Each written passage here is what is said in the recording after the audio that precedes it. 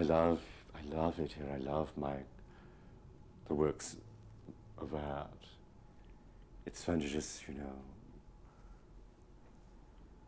wander about and look at stuff.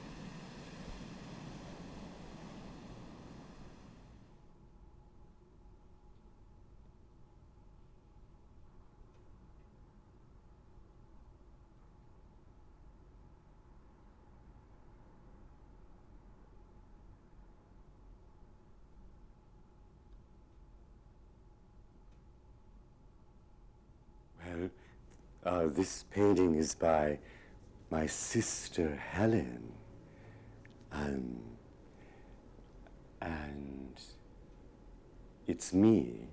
It's a portrait of me.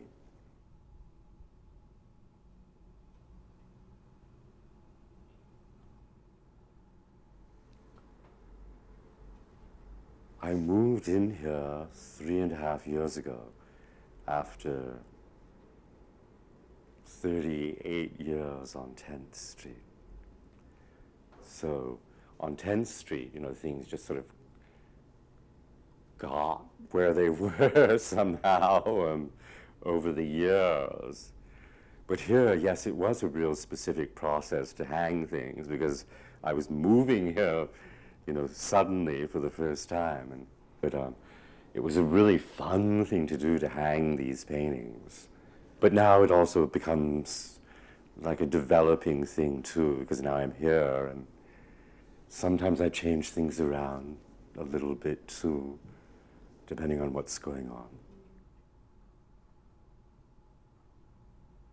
I don't remember specifically when this happened, but I remember one day looking at one of the subway trains and seeing that it said that the destination was Coney Island. And realizing, God, I could get on the subway and go to Coney Island. And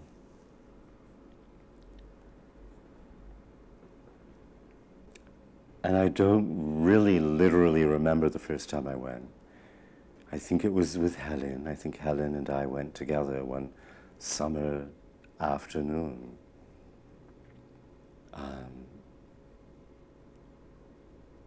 I remember I fell in love with it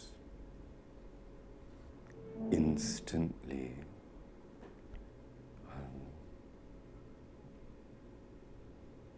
And it sort of changed my life. It became very much part of my writing instantly, Coney Island. Because a lot of my plays are set at Coney Island in the amusement park, the haunted amusement park with the freak show and Quasi, the hunchback who runs the freak show. And, it became very much just a part of my imagination and part of my writing.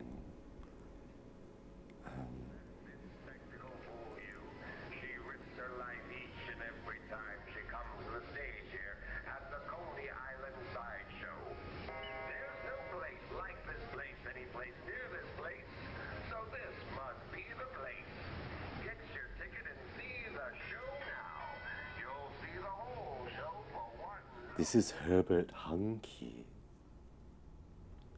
the beat writer. He was a friend of ours, of Helen's and mine.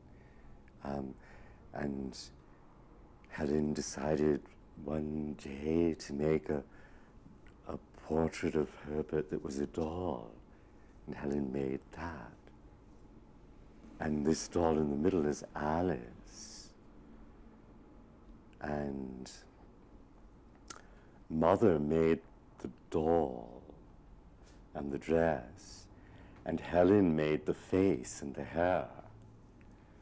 And Helen, I think, was around 5 at the time. So that's Helen's first portrait, really. And it looks a lot like her later work, I think.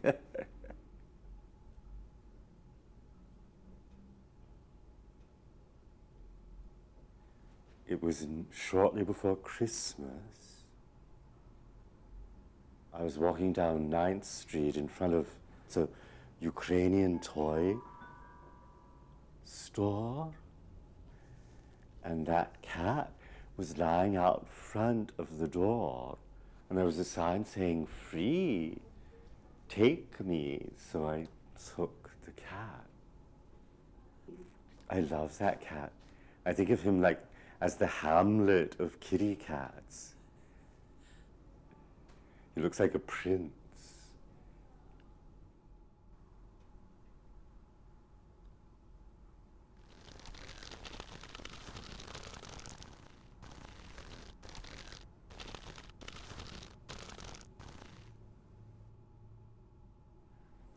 Helen and Jerry brought it to me while they were traveling out west. They got that and brought it to me. It was about that tall. Wow. I just set it on the floor in front of the back window on 10th Street, and it just grew and grew. Must have been fun to move. It was a tricky thing to move. It sort of collapsed when we got it here. It lay down. Aaron got it to stand back up again somehow miraculously. Wow. I gather that cacti like that, when they go into shock when you move them, and they can lie down.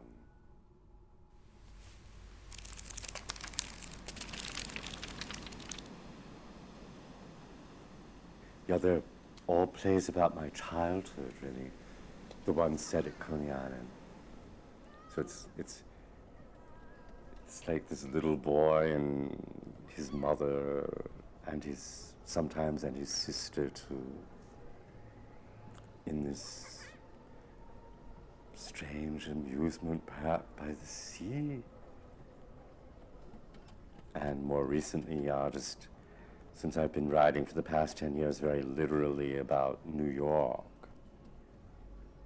and my wanderings in New York, everything literally is what it literally is Coney Island or Prospect Park, wherever I'm wandering. It's a great source of inspiration for me, especially the fact that I can go so many places on foot, because I love to walk. And I love all the bridges.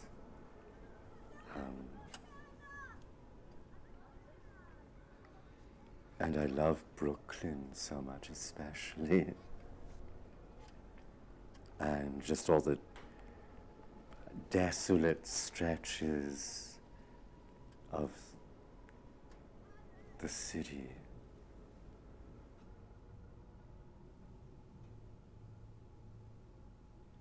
I'm terrified by all the very tall buildings that are going up in Brooklyn. That really dismays me. It really just seems like all the old, beautiful downtown buildings are going to get torn down, I don't know, I don't even like to think about it.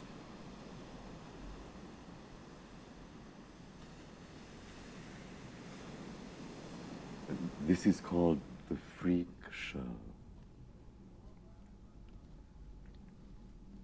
I love freak shows because freaks don't speak. The burqa may speak of them, but they are there to be looked at. People marvel at their solitude, the solitude of their thought, the solitude of their eyes. I have eyes like oysters, each eye its own solitude, something the screaming gulls lunge for. That's why I love the sea.